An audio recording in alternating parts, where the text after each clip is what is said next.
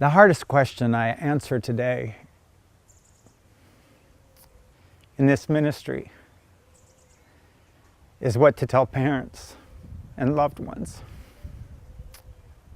Because you wait and you want so badly for your son or your daughter, or your brother, or your sister. You want them to come to Jesus, and you want them to know Jesus like you may know Jesus. But I have to tell you, you may not even live to see the answer, but remember, prayer is most powerful. And it's two-part. God recognizes your prayer, and He is honored by your prayer and your trust in Him to know that He hears and is answering your prayer.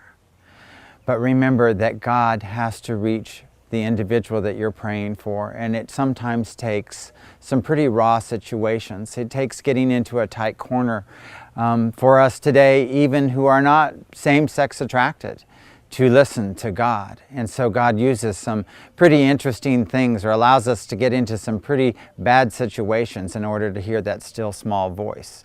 I've been blessed. My parents prayed for nearly 40 years, and they're alive today to see that I accepted Jesus. And I'm praising God for that, and they're praising God for that.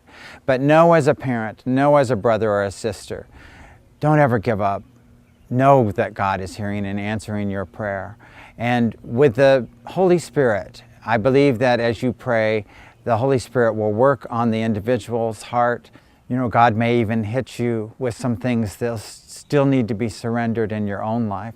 And so we don't put condemnation on the person that we're praying for, recognizing that we all need to come to the foot of the cross.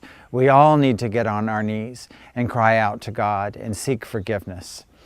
We then don't isolate ourselves from the individual, but we begin to relate to the individual while their sin may be more visible than ours, that the Holy Spirit is still working on their hearts. And while the Holy Spirit is working in your own life, He's using that power to draw that loved one into God's church family, into the relationship with Jesus Christ, where that grace, where that atonement, where that forgiveness is abundant at the cross.